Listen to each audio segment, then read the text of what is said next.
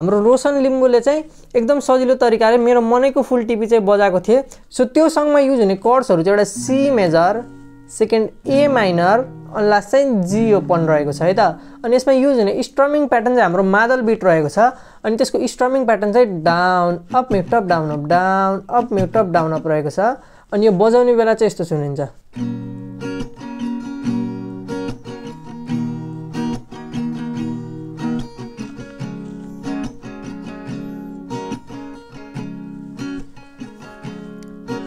मेरो मनैको फुल टिपे तिम्रो मनैमा सिउरिए, मेरो मनैको फुल टिपे तिम्रो मनैमा सिउरिए। म तिम्रो निम्ति के गरौँ तिमी भित्रै हराइसके, जे भने नि राम्रै लाग्या छ तिमीलाई मन पराइसके।